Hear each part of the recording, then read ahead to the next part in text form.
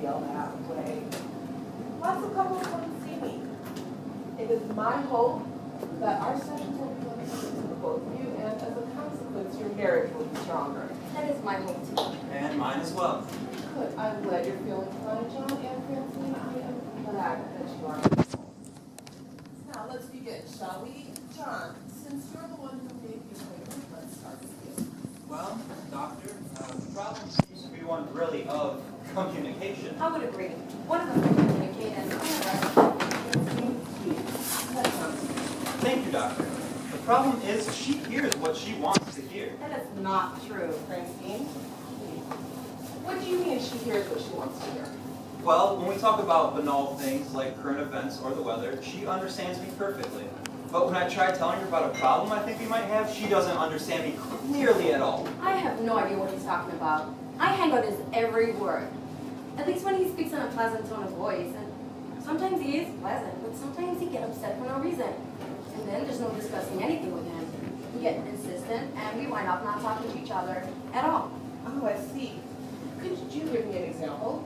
Well, take last night. Yes, let's take last night. John, let Francine. Well, Sorry. last night, I sweetly asked him what he wanted for dinner. That's all I said. And he said, in an irritated tone I might add, he said, I think I want marinated steak. And I said, fine, let's have marinated steak. And then he went off into a tirade. Oh, I see. You have a bit of a temper problem, is that it, John? No, I don't, doctor.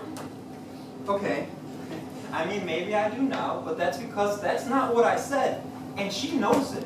What I said was, I think the marriage is a mistake. Right. And I said, marinated steak would be fine. But then he went off angry, saying, I said, marinated steak, marinated steak, marinated steak. I said the marriage is a mistake. The marriage is a mistake. The marriage is a mistake. You see the problem? Oh, yes. I see the problem. Go on. Good. Great. You have a temper problem. What? See, he constantly does that. He constantly asks, what? So, what was it you wanted for dinner last night? What? See, Last night. What was it that you really wanted for dinner? What difference does that make? you see, Doctor, he goes along communicating just fine for a while. And then he has these laughs. I said the marriage is a mistake. John, there's no need to shout. Please lower your voice. Anyway, so let's just calm down and move on, shall we? All right. All right, good. So we have anger issues, communication issues, hearing. Okay, enough about last night's dinner. Doctor, I wasn't talking about marinated steak. I said the marriage is a mistake. Yes, yes. Let's move on, shall we? What other communication issues besides discussing meals do you have? Not really. What? Oh, that's not true and you know it. What about sucks? We certainly don't have enough. I keep telling you, I certainly have enough. I'm not talking about you, I'm talking about me. See, now we're getting to the crux of the situation. The real issues are starting to assert themselves. Yes, I suppose you're right, Doctor. Sucks is the real issue. Oh, good, John. That is real good. Acknowledging the problem is the first step toward rectifying it. I don't see it as a problem. That's the problem. John is right, Francine. If he sees it as a problem and you don't, then it's still a problem. So that's what marriage is about. It's two people communicating fully in order to satisfy each other's needs. You're right, Doctor, but it's not like I haven't tried. God knows I've tried. That's not true. She hasn't tried at all. John, lower your voice. She hasn't tried at all. Oh, I have, John. I have. Francine, I haven't had sucks for weeks. Francine, is that true? No, it isn't true. My God, what kind of wife would I be? And I keep telling him so over and over. Mine are in my bottom drawer, and his are in his top right-hand side of his top drawer. Yet, he keeps telling me that I had socks for weeks. Sucks, Francine. Sucks. John, here's the first one. We'll go through this almost every night. Every night. I see. And when does it usually start? Well, it usually starts right after dinner, right, John? Yes. Oh, the food thing again. It's got nothing to do with food. So anyway, when he gets like that, I quickly grab his hand, I run upstairs into a bedroom, open up his drawer, and point them out to him. It only gets him angrier. He acts like it's my fault he couldn't find them. Meanwhile, I don't know what else to do. I'm not talking about sucks. I'm trying to talk about sucks. Right. You know what, I think maybe we shouldn't even be here. Maybe it's a hearing problem. It's not a hearing problem. You can hear me perfectly well. I wasn't talking about my hearing, I was talking about yours. Maybe you have some sort of hearing problem? I don't have a hearing problem. I have a sucks problem. I'm not getting enough. Perhaps you should do the laundry. What? Constantly ask, what? I think it's a hearing problem. When was the last time you had your hearing checked? It's not a hearing problem. I'm trying to talk about sucks. You do know how to use the washer and dryer though, don't you? Yes, of course. But that's not what I'm talking about. I'm trying to talk about sucks. Read my lips. S-E-X! Francine, are you or are you not giving John enough socks? Yes, plenty. It's available to him every day. Then what's the problem? Sucks, not sucks. That's the problem. Yeah, every time I bring up the subject, it seems that both you, doctor, and my wife turn my sexual needs into a discussion about the laundry. Pardon me, Mr. Wilson. That happens to be the first association that I make. Sucks, doctor. Sucks. Don't talk to me about that, John. You need to talk to your wife. I do try and talk to her about it, and all I do is get an invitation to the bedroom to look at a drawer full of sucks. Then what's the problem? I give up. Oh, John, don't give up. This is only your first visit. You can't expect to resolve all of your issues your first time here. I understand that, and I'm not looking for miracles, but this isn't working. Neither one of you hears what I'm saying. It's not true. I'm listening to you now. Yes, darling, I'm listening to you. Okay. One last time. Fine. This is good. One last time. Tell us again about socks. That's it, I give up. No more talk about the laundry. It's late, I'm hot, and I'm tired. I'm gonna go find a bar and get rip-roaring drunk. Good night, ladies! Francine, I am so sorry. I really wanted to help, but I don't think that I did. It's okay, doctor. It's not your fault. He's a man. He doesn't like to listen. He likes to talk. Well, I can't say that John's unusual. I see his type often in my line of work. They're too full of testosterone to think or hear.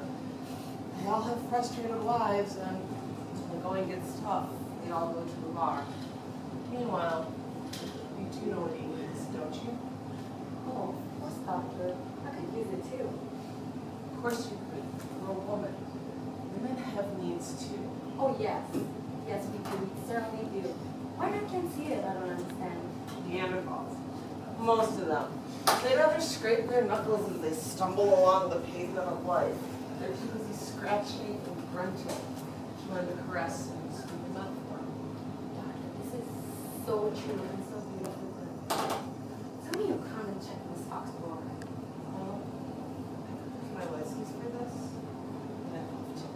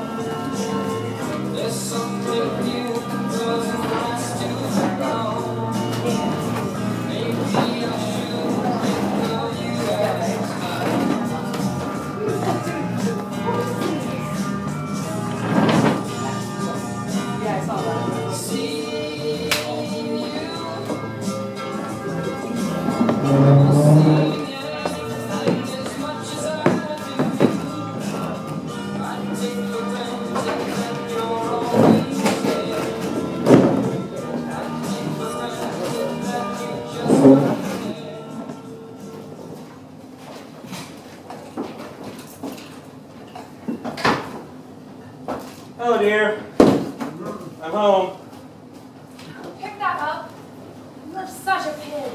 Hard day at work, let me tell You know, you. I'm not picking up your crap this time. I'm just gonna leave it on the ground, wrinkled and dirty. People will laugh. I don't care. I hope they do.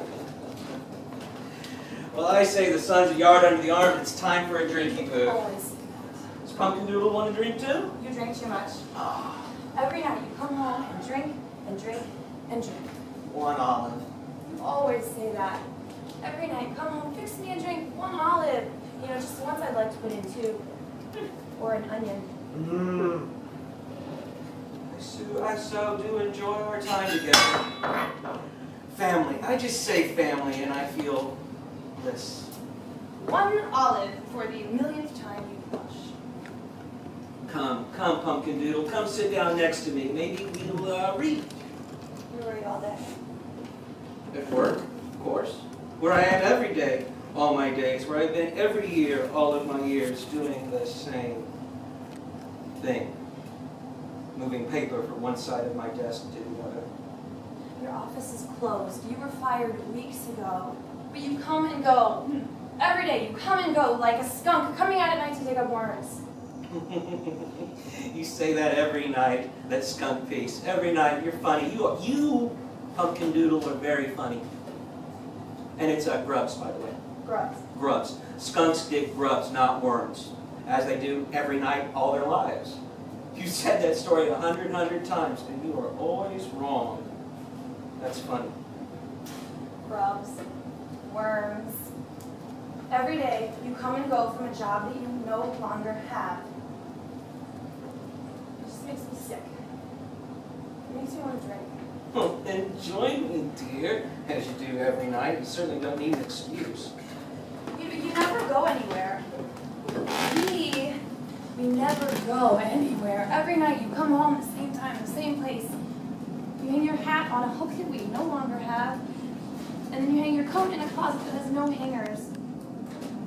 You sit on that god-awful couch that reeks from the sweat of your pants, and you drink until your brain is dead. Every night, the same thing. It might have been interesting for a while, but it bores me now.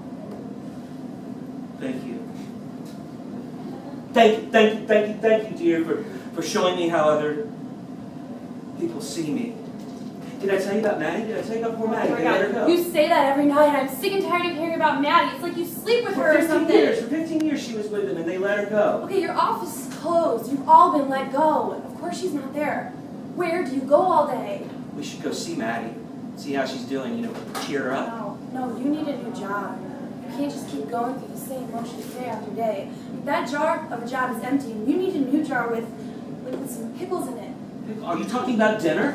No. Do I smell No. roast No. beef? No. Oh, I love roast Whatever beef. I fix, you say it's roast beef. Roast beef this, roast beef that. I hate roast beef. It makes me want to puke. You and your roast beef fetish makes me sick. And corn, creamed, I'm hoping. You know how much I love a good helping of corn from the can. Corn is pig's food. You might eat that slop, but it will never pass my lips. And garlic. I smell garlic. Mashed potatoes like Aunt Betty used to make. God, I love Aunt Betty's mashed potatoes. But then again, we always have roast beef, creamed corn, and mashed potatoes like Aunt Betty's. Dinner after dinner, night after endless night. Night after fucking night. You don't want a wife to cook for you, and clean for you, fold your clothes, and roast your beef. No, you want a machine. A mechanical mother. So I wonder if you don't touch me anymore. Every night you come home and you drink until your brain is butter, and you eat what you eat and you think it's roast beef, and you read that silly paper until you fall asleep. Where is the paper? I really wish you'd leave it right here where I could find it. You don't get the paper anymore, remember? You lost your job because the last skill you learned was how to run a mimeograph machine. And now we have no money, and no paper, and no roast beef either. There it is.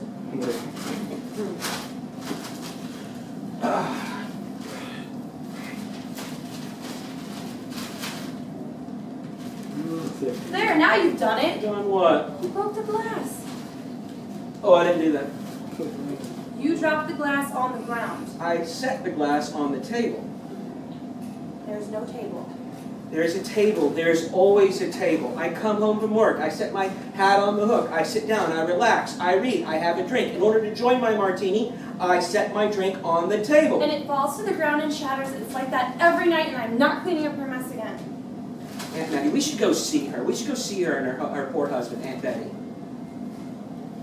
Honey, Aunt Betty died. I'm not dragging you down there again, so I have to sit with you while you throw yourself in her grave and cry until your tears wash over her coffin. Well, then a short visit then. You know, too much time with Aunt Betty is not necessarily a good thing, don't you think? But God love that woman. I do so love her mashed potatoes. We can't go on like this. Like what? You going every day to a job that doesn't exist. Doesn't exist. And me sitting here waiting, tired and angry and hungry and horny. Just hoping that a man, a real man, any man will walk through that door and say something, anything that hasn't been said 100 times before, that he will do something. Anything that hasn't been done 100 times before. You know, Pumpkin Doodle, I hardly think they fired me. Why would I work my fingers to the bone if they had fired me? I don't know. Huh.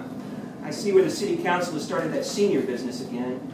I told you yesterday there's no senior senate. They canceled that months ago. Why do you keep harping on it? It won't pass.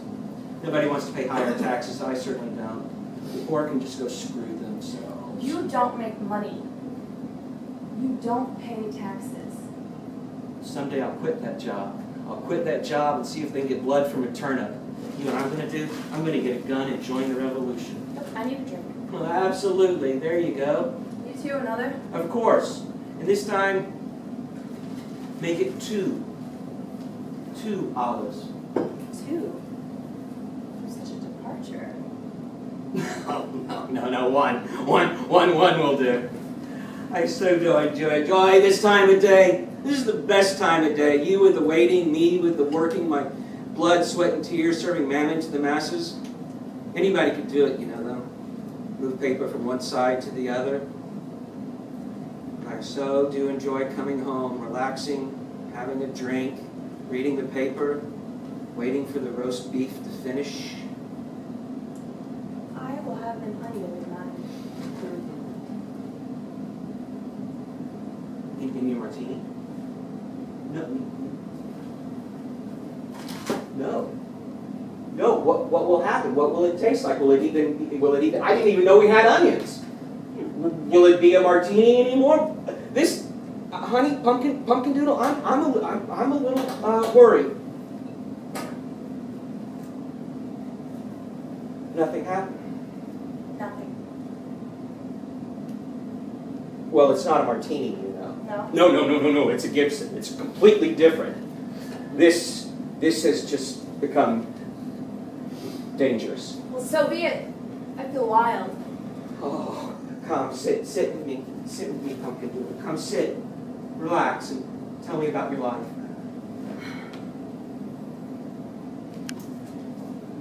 All day. I've just been hungry. I'm hungry now. Well, that would explain the onion.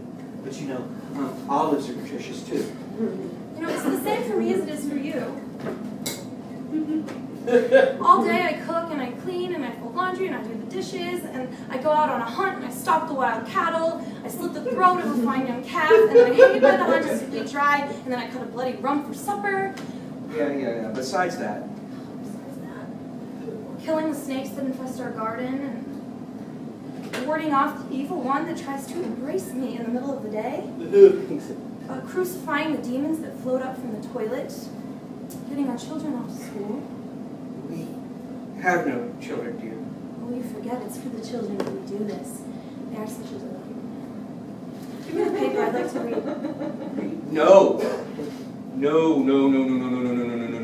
There's nothing. There's absolutely nothing in here. There's just traffic No, there are reports and murders the school and lunches are the torture, same as they were And last there's week. rape and incest and impalements and flayings. Just thank God for the news.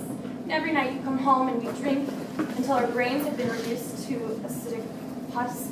And then we sit and talk and we read. And we wait for the beef to finish. You didn't cook dinner, did you? I never do. There is no roast beef. I'm hungry. There is no corn, creamed or otherwise.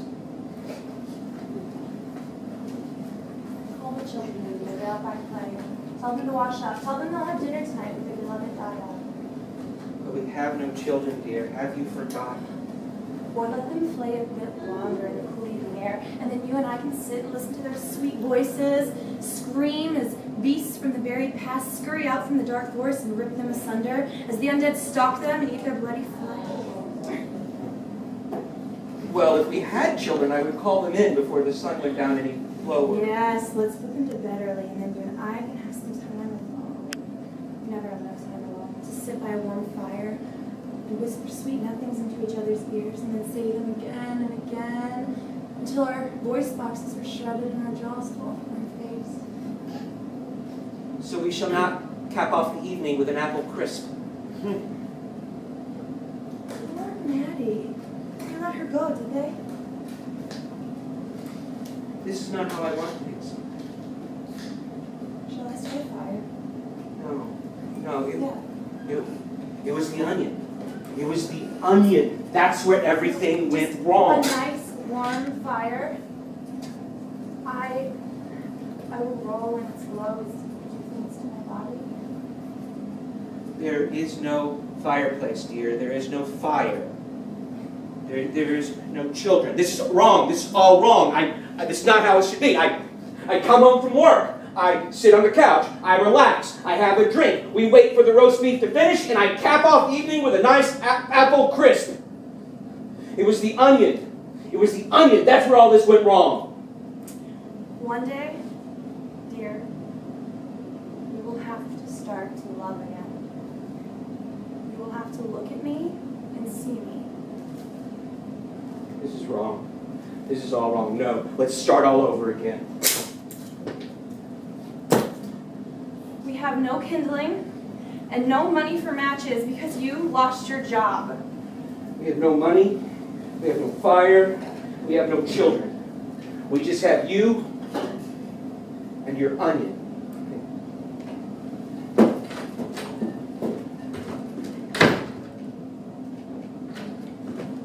Hello, dear. I'm home.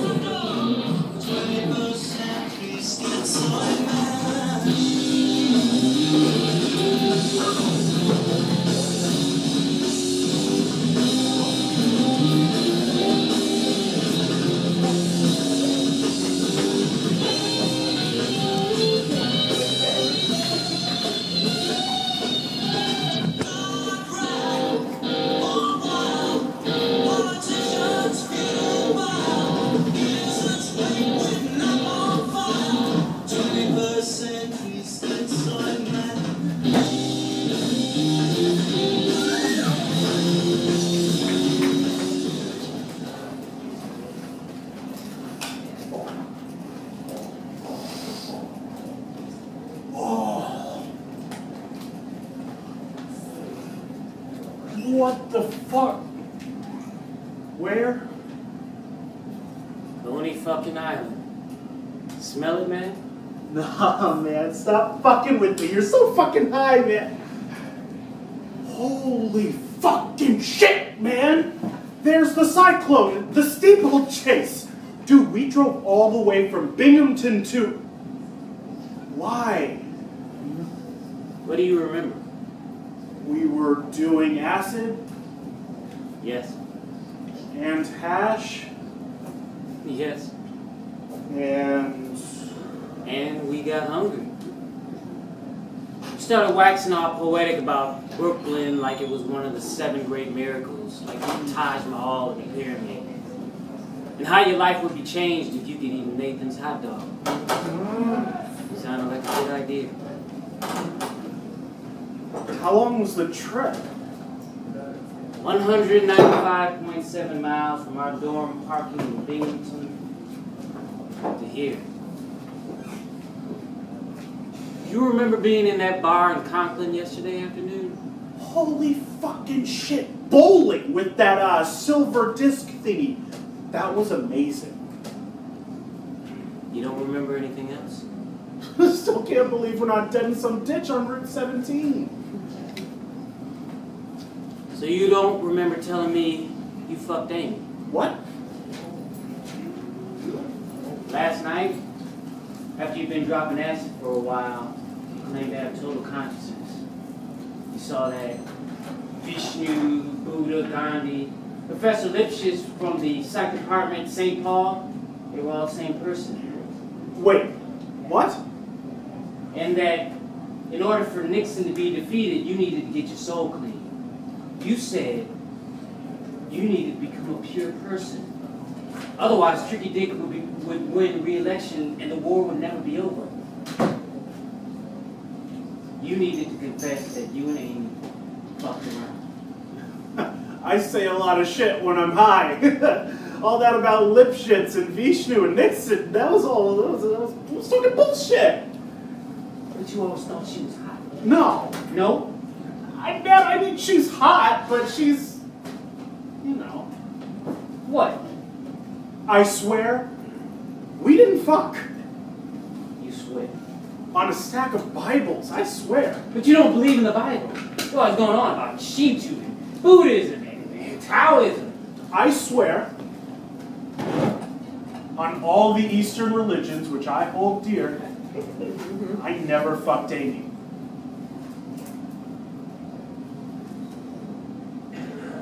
Never. Never fucked. Never fucked. Absolutely, positively no.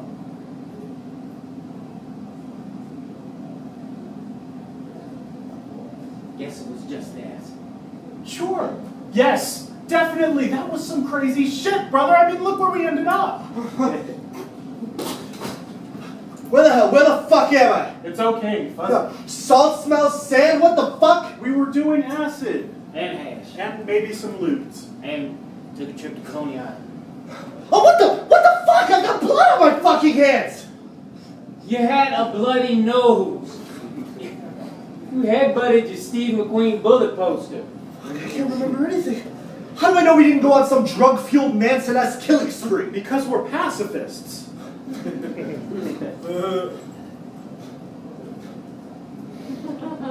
My God. Is this a dagger I see before me? I bet you. You're talking about taking that Shakespeare class. If we didn't do something terrible, then why would we drive all the way to the ocean to escape? We came here for Nathan's. You suggested it was. Nathan's?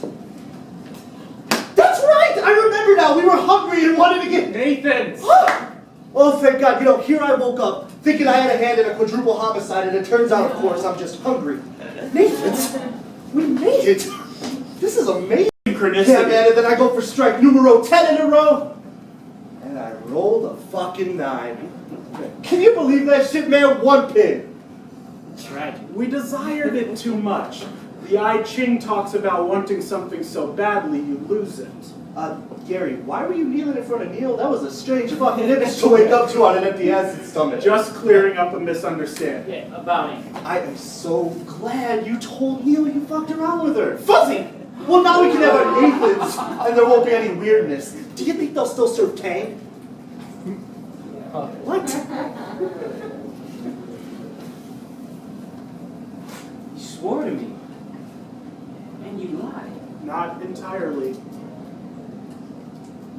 You're my fucking roommate, Gary. What the fuck? Look, I can understand if you want to take a swing at me, but what the fuck? You said I was taking a swing at you. I said what I thought I was supposed to say. No one ever turns around and actually takes someone up on the offer of hitting them, not even in Steve McQueen movies. You fucked my girlfriend? You swear to me? You lied? That's not entirely true. When I said we didn't fuck, I wasn't lying. Wait, guys, stop!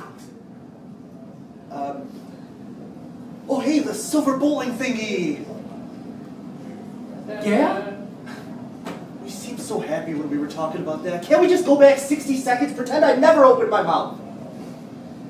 When I said we didn't fuck, I wasn't lying. Speak. As long as you stay calm and don't get violent. The Upanishad teaches us one is only able to hear with a calm mind and... Bullshit! I can't promise a calm anything.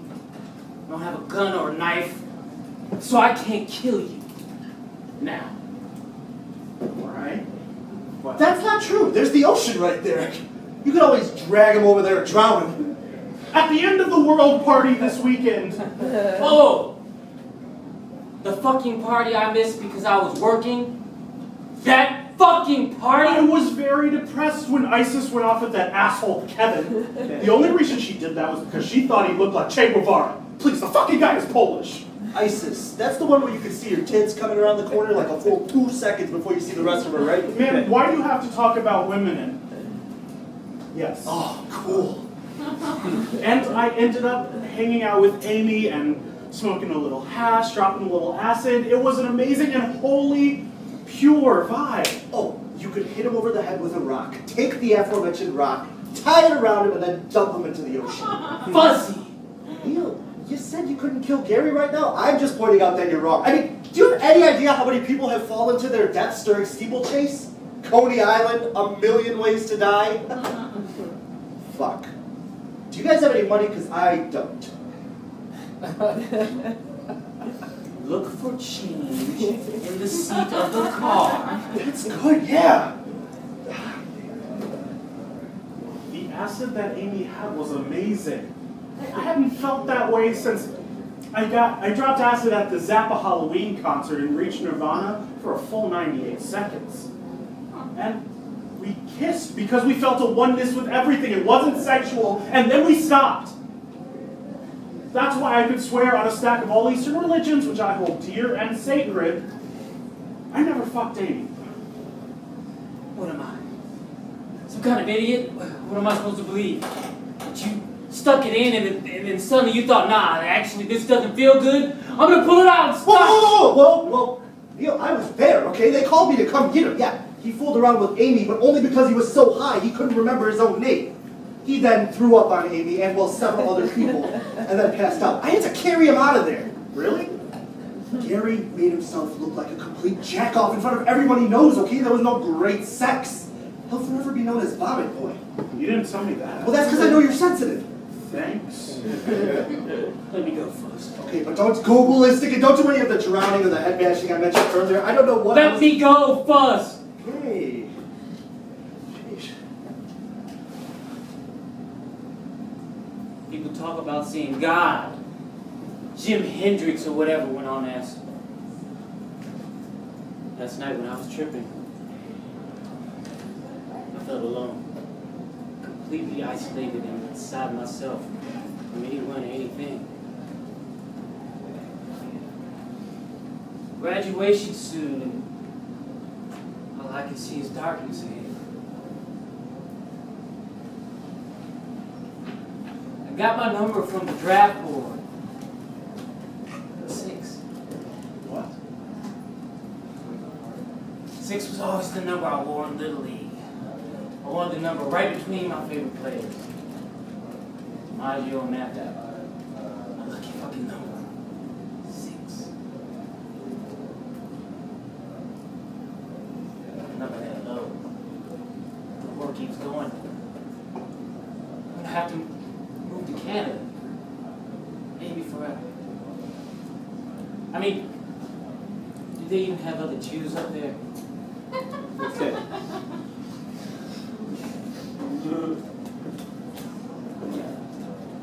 When Nathan's was suggested, I thought I'd never have one, so fuck it.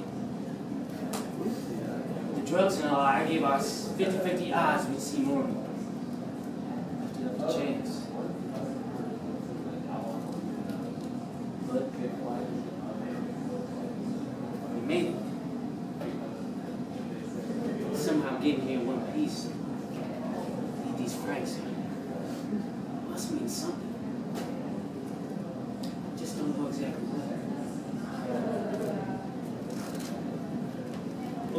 smells nice. Relaxing. Dude, I'm sorry about your low draft number, but while you were contemplating suicide, did you stop to think that there are two other motherfuckers in that car? One of whom has never, no matter how much hash he smoked, tried to kiss your woman. People do... I'm sorry, I wasn't People thinking. do fucked up shit all the time when they're stoned.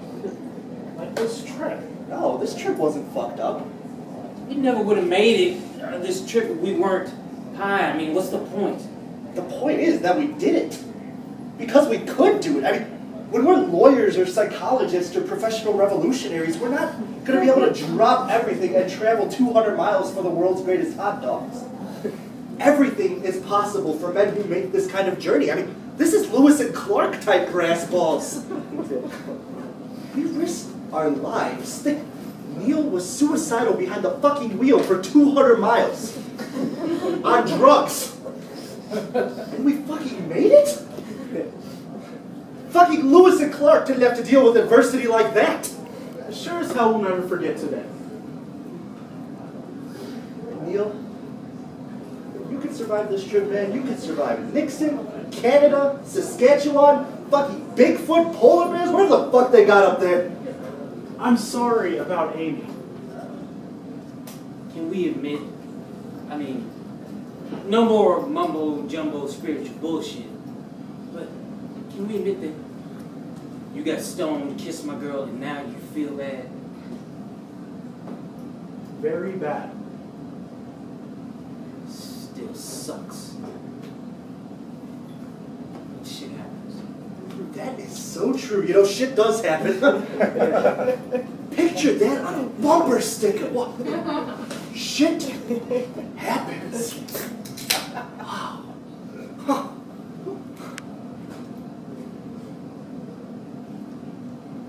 And I'm sorry, I almost got killed last night. Oh, we're gonna make it through the 70s. By God, we will. We few. We happy few. We band of brothers.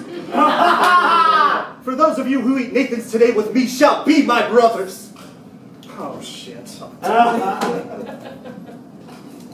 Fuck Vietnam, you know. Fuck the draft. Fuck acid.